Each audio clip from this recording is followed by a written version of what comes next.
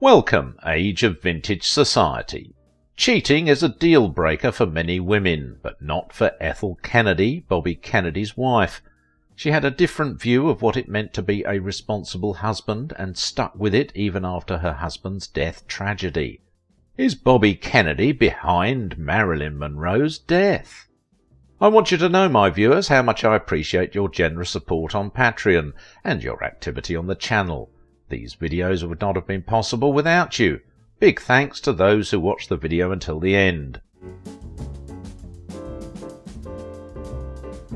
Forget whatever you have heard. Bobby Kennedy, born Robert J. Kennedy on 20th of November 1925 in Brookline, Massachusetts, was loyal. Oh, don't be surprised. He was loyal, fiercely loyal to his brother, President John F. Kennedy. Oh, you thought of his wife. No, amusing. He is the opposite of loyal to his wife. He was a great flirt, and he went through women like a hot knife through butter.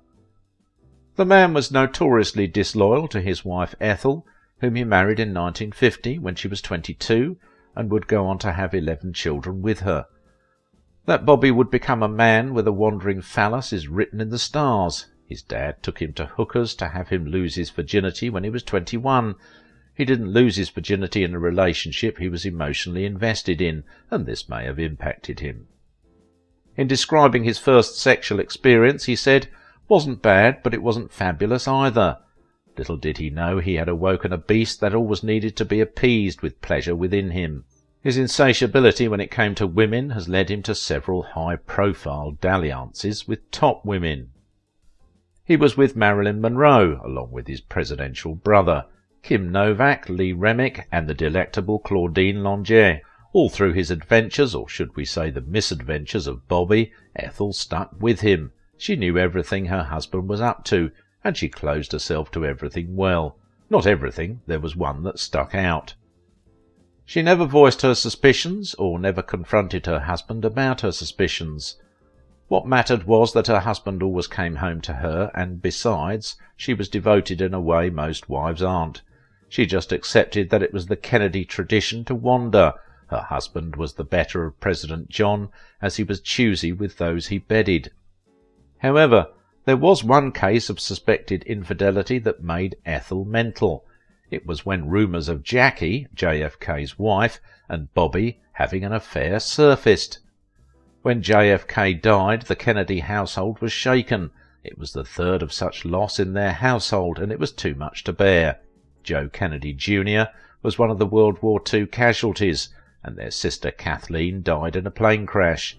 JFK's compounded the losses the family never truly recovered from, and apart from Jackie, JFK's wife, the person that felt the loss the most was Bobby. When the first phone call from Edgar Hoover, the FBI director, rang informing Kennedy of his older brother's death, he told his wife, and when the next call about his VP getting sworn in, he took it also. Immediately he went to claim his brother's body and be there for his widow. At this point he was the person that the Kennedys drew strength from, but when everyone was far along their healing, he had the time to grieve. He grieved the hardest, more than his brother's widow. He would lock himself and cry, his ribs cracking with sobs. He was his brother's man, and they had unfathomable closeness. The two had a private code they used when they talked, and were so much in sync that they completed each other's sentences. In his book, Bobby Kennedy, The Making of a Liberal Icon, Larry Tye wrote that Bobby had lost his best friend, the reason for everything he had done that was important professionally. He was lost as he lived his life serving his brother. He didn't have that purpose any more, became depressed, lost weight, didn't sleep, and regularly visited his brother's grave, sometimes twice a day. The only person that truly grasped the extent of what Bobby was going through was Jackie, and this has led to so many rumours, as the two were somewhat unnaturally close. Bobby became like a father to his brother's children, and many felt he was like a husband to his widow too. At least Ethel felt this was the case too. Bobby and his brother's wife were buddies before the loss, and many believed they had built the foundation of their relationship on grief. For the first time, Ethel actually tried to find out if the rumours about her husband were true, and made calls to the British ambassador to the United States, David Ormsby Gore, if he knew anything of the relationship. However, there are no verifiable reports that it happened. It would have been the scandal that completely ripped apart the Kennedy family if it did. Authors that wrote about the family were careful to make assertions of a relationship except for the discredited C. David Heyman. He alleged that it was Jackie that told the doctors to turn off the life support of Bobby when he was on the verge of death due to an assassination. Heyman had made further spurious claims that John, JFK's son, was his friend, and it had been like that before the plane crash that killed him. This was debunked. Bobby would heal, and after he left the office of Attorney General, he became a senator. He had an eye of becoming the President of America, but death had other plans. The curse that seemed to be on the Kennedys came for Bobby too, just 5 years after his brother's death. Bobby Kennedy killed Marilyn Monroe. At least that is what the conspiracy theorists would have you believe. However, looking at the series of events before Marilyn's apparent suicide, it may be easier to scream murder. Marilyn was having an affair with 2 powerful men in the United States. Someone was bound to come up hurt, and it wouldn't be the 2 men. They have the full might of the most powerful men behind them. Few things are certain in this world, and one of those few things is that fidelity is not a virtue of the Kennedy family. They have great political acumen, suave with charming personalities. Bobby Kennedy came from a family where marital infidelity was not necessarily a virtue, and wasn't practised a whole lot, Larry Tye wrote in his book. After all, the 2 brothers had an affair with Marilyn Monroe. Somehow it is not surprising that it was with Monroe. She was the biggest female actress in Hollywood at the time, and it's only fitting that she did it with the biggest men in America at that time. It was a situation of go big or go home, and the Kennedys went as big as they could, well, before they eventually went home. That's one thing about the Kennedys, they always went home. Nothing was greater than family for them. The tragedy ending with Marilyn Monroe raving to her hairdresser about betrayals from men in high places just a few hours before her death began when the trio met at one of the many beach parties their brother-in-law Peter Lawford organised. That particular phone call stuck with her hairdresser, who, recalling the phone call, said that Marilyn called, her voice laden with despair and going on about clandestine love affairs. According to the hairdresser, Marilyn genuinely believed she was surrounded by danger. OK, so Peter Lawford was something of a pimp for the Kennedy brothers, Jean Martin said, as she was one of the people that attended the discreet but quite indiscreet parties Peter organised. Peter, a short-time member of Frank Sinatra's Rat Pack, was no stranger to the evil that was the core to Hollywood. He and the Kennedys had a long-standing friendship, as his parties meant they could be with the cream of the crop. According to Jean, the men were somewhat brazen with how they behaved at those parties, not minding that their wives were in the next room. To them, every woman there was fair game, and she claimed that she had had John F. Kennedy's hands up on her breasts while his wife was just in the next room. It was during this party at Peter's Malibu beach house that John F. Kennedy and Bobby Kennedy met Marilyn. She was initially drawn to the president, whom she lavished attention on, but it would be Bobby whom she told her friend Ann Carger that she would marry. Her attention switched to Bobby when President Kennedy was sworn in as the President of the United States. What the trio didn't know was at the time they were frolicking around, Fred Otash, a renowned private investigator, was onto them. He had hired John Danoff to help him bug Marilyn's home, Peter's Beach and Palm Spring house. Otash claimed the bugs were placed under the carpets, chandeliers and ceiling fixtures. The intention of the bugging was to take down Bobby, who was on the verge of taking down Jimmy Hoffa. Jimmy needed dirt that would make Bobby back off. Men tend to say things they shouldn't say when they are on the brink of an explosive orgasm or after one, so there may be more juice for Jimmy than thought, but what if there's no recording? Of all the recordings Danoff and Otash made, none of them made it to the media.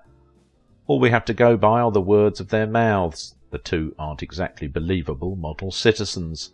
However, they believed Monroe knew things an average citizen had no business knowing. It rhymes with nuclear. Danoff claimed in the recordings that they had many materials that proved President Kennedy had sex with Marilyn. However, Otash revealed that There were more tapes made out of Robert Kennedy and Monroe as opposed to Jack Kennedy and Monroe. So how do we know that truly there was a relationship between Bobby and Marilyn, if at all? There are recordings no one but two men have supposedly heard. Well, there is a 2-page letter written by the hands of a Kennedy that offers more solid proof. Jean Kennedy Smith wrote to Marilyn, "Understand that you and Bobby are the new item. We all think you should come with him when he comes back east." So the Kennedys knew about what was going on, and presumably President Kennedy knew that he and his brother planted their seed in the same soil. The letter ordinarily would be something most people would have trashed, but Marilyn has this big hoarding habit.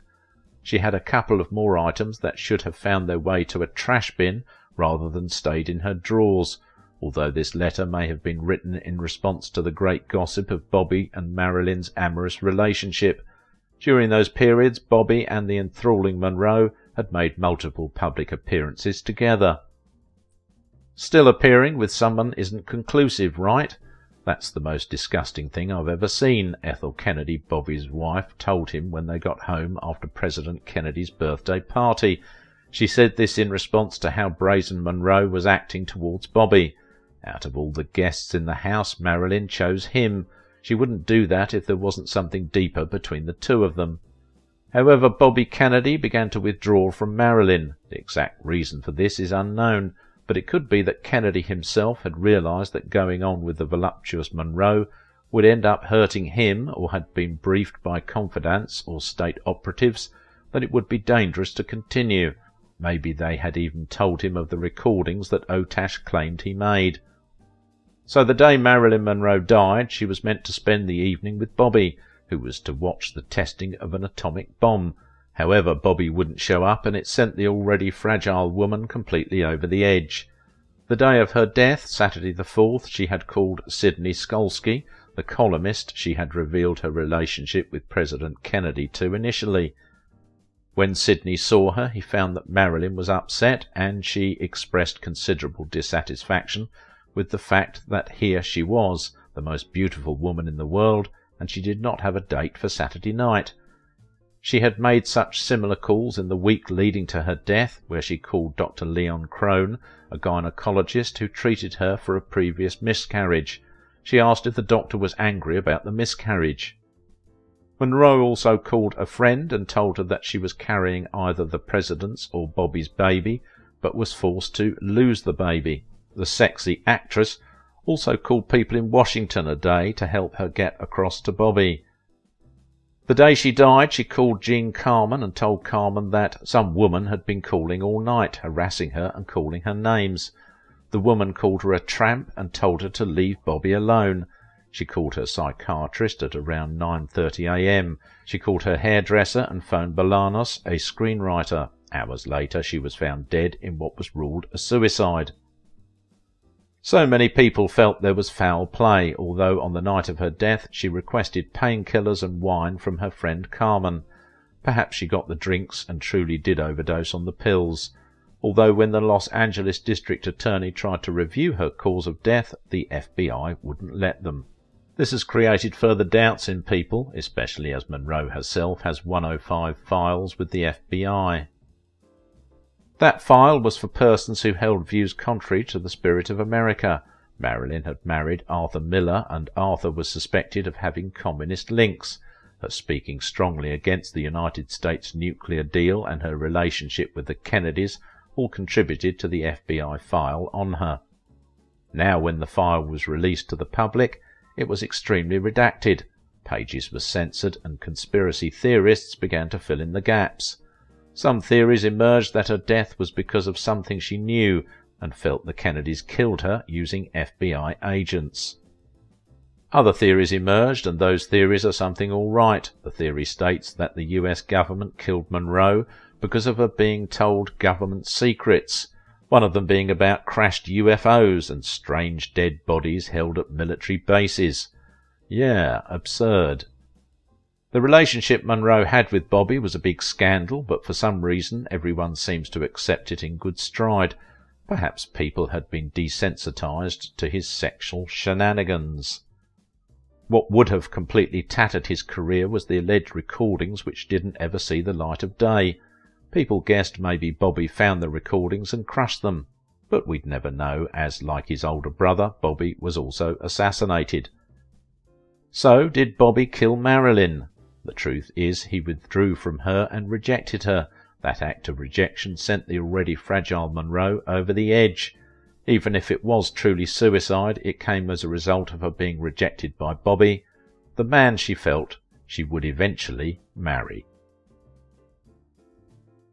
Only they could know for sure what was between Bobby and Jackie, but Jackie Kennedy attracted attention for other reasons.